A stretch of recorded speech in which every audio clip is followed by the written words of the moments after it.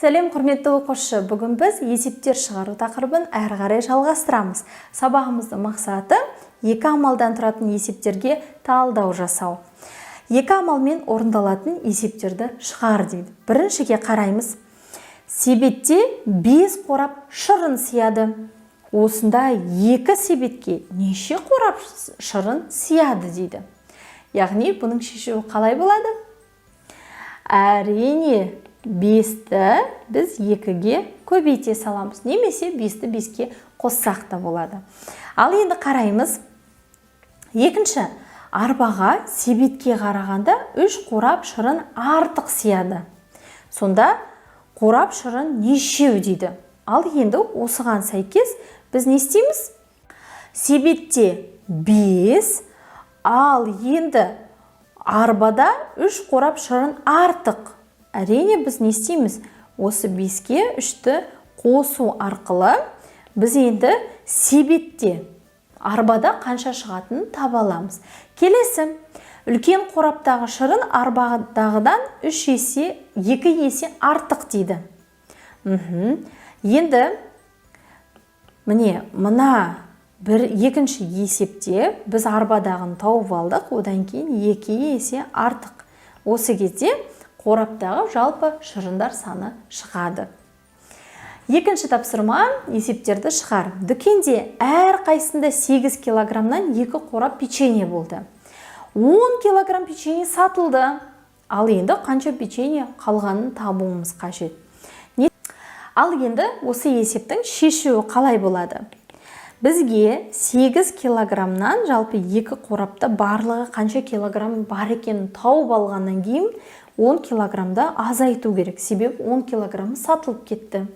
Міне, осы тұста шыққан сан ол қалған печеньенің салмағы. Енді ә нұсқасы. Сырымның әкесі 6 килограмм алма және 8 килограмм алмұрт сатып алды. 2 сөмкеге теңдей бөлді. Әрбір сөмкеде неше килограмм алмадан болды дейді. Ендеше шешуі. Жалпы барлығы қанша килограмм екенін біліп алып, сосын теңдей 2-ге бөлеміз. Міне, сонда жауабында 2 сөмкенің әр қайсында қанша килограммнан жеміс болғаны белгілі болады. Үшінші тапсырма қысқаша жазылуы бойынша және сызбасы бойынша есеп құрастыр. Сатып алынды, жұмсалды, қалды дейді. 3 килограммнан 3 банка. Ал енді есеп шығарайық. Дүкеннен 3 килограммнан 3 банка тосап сатып алынды. Оның 4 килограммы тәтті бәліштер жасауға жұмсалды. Ал енді қанша килограммы қалды дейді. Шешуі 3 килограммнан 3 банка жалпы қанша килограмм екенін тауып алып, оны 4 килограммын азайтамыз. Себебі ол жұмсалып кетті. Міне, осы тұста шыққан сан ол қалған килограммды білдіреді. Немесе сызбасына қараймыз. 3 килограммнан міне 3 банка. Оның мына бөлігі жұмсалды. Енді қалған бөлікті табу үшін әрине азайтамыз. Келесі, жасыл бояу, қызыл бояу және барлығы.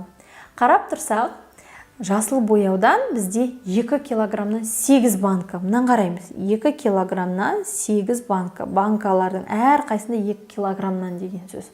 Оның 10 килограммы жұмсалып кетті. Бізге мұна барлығын табу қажет. Барлығын табу үшін әрине қосамыз.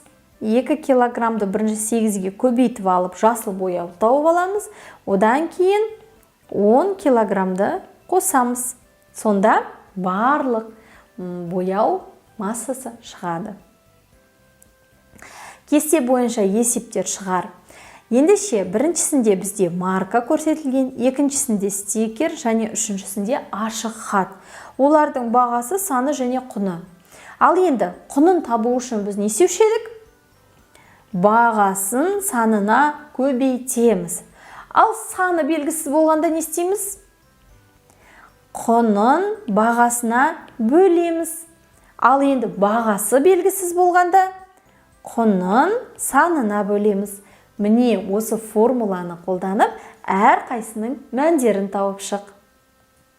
Осымен бүгінгі сабақ аяқталды. Келесі сабақта кездескенше.